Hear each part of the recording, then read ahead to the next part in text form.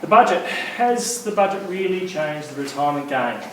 That's a question we've sort of pondered, and we've looked at the information that's come out from the government as they announced lots of changes to super.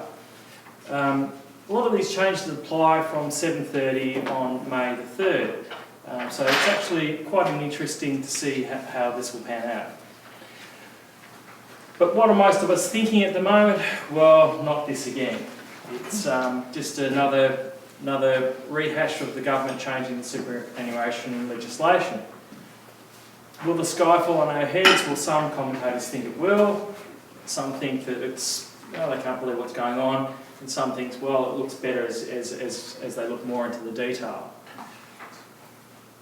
But are you scared? There's another federal election coming up and it all could change again. So, wow. That's not my son, by the way. When we think of retirement planning, we think of superannuation. We think of super as the best way to build assets for retirement. It's a tax-effective structure. But has the budget really changed the game here? Can you still enjoy retirement? Well, I didn't get a laugh, so I'm trying. But the roundup, the bad news, the good news, and the reality.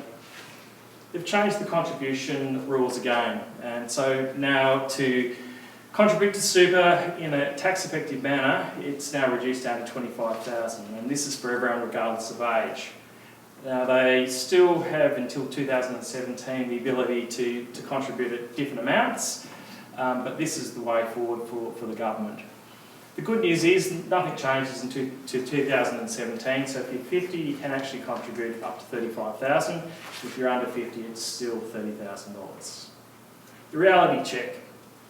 You will need to check your salary sacrifice arrangements, especially to make sure that it's still effective for you. The other thing that will need to change is that you will need to think about making contributions earlier to be able to meet retirement goals. It's just one of those things that we now have to think about earlier in our life. Salary sacrifice will be restricted, and so that affects the way you can accumulate your wealth. The good news is that the government's allowing catch-up contributions. And what does that mean? Well, it means that you'll be able to catch up the contribution amount that you haven't put in for the cap for the year. So if you're putting in $25,000 as a cap, and you only put through the super guarantee, say $15,000, it enables you to have a $10,000 catch-up for that year. Going forward 5 years, if you haven't maxed out that cap for those 5 years, then you'll actually be able to put in a contribution catch-up. And effectively it shows you here that you could actually put in, after 5 years, $125,000. So it brings to the table a few strategies that we can work with in terms of improving outcomes for clients. The bad news is, if you've got a balance that's less than $500,000, you'll be able to contribute, but if you're over that amount, unfortunately there's going to be a stop there. There's now a $500,000 lifetime after-tax contribution limit, and that's effective from 7:30 on budget night.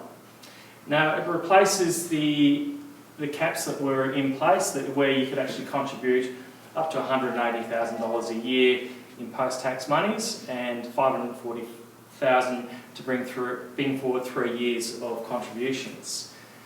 If you've exceeded the cap on budget night, you will not be required to remove the excess and there'll be no penalty. But if you make a contribution after budget night, you'll be required to either remove those funds or a penalty tax will apply. They're making it fun, aren't they?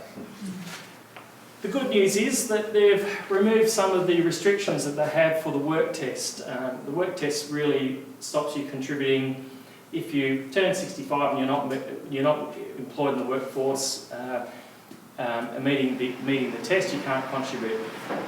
They've removed that now, so anyone over the age of 65 to 74 now will be able to contribute through to the superannuation, which is fantastic for those who previously were ineligible to contribute at that age. The other good news is there's going to be a tax deduction for personal contributions, and all individuals up to the age of 75 will be able to claim a tax deduction for personal contributions. So this effectively allows for a deduction up to the value of $25,000, and that's a welcome change. However, the one that's got a bit of run in the media at the moment is the limit on 1.6 million in super pension phase. So what they're trying to do in this particular example is stop the people having an excessive amount of money in retirement and getting a 0% tax break. Now, that's all well and good.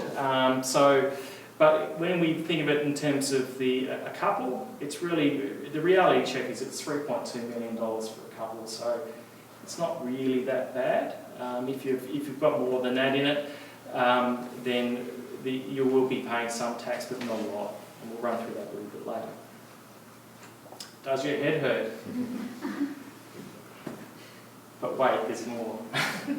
I did that one for a friend of mine who thinks it's good to have a cheesy performance in a presentation. High income earners. Bad news is if you are earning over $250,000, there'll be an additional 15% contributions as tax. If you're a high income earner, you might be feeling slightly persecuted.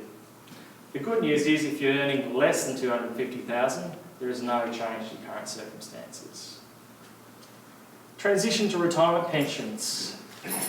They've removed the tax concessions from transition to retirement pensions, and so all earnings now will be taxed at 15%. This does actually physically reduce the effectiveness of this strategy, and it is something that you'll need to, if you are currently doing that, check with your advisors to make sure it's still effective for you. The good news is that it doesn't change until 1 July 2017. The good thing that I can see what's come out of the budget is the stage reduction of the company tax. That's opened up a few opportunities in the planning world, and it's something we'll talk a little bit later on.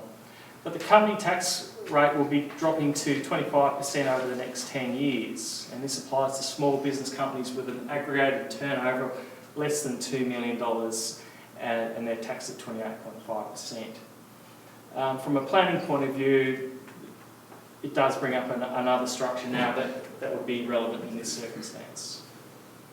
Is this better or worse? Well, time will tell. We'll see what happens in July with the election, and we'll make some judgments further down the line. Michael Hogan. Thanks, Andrew.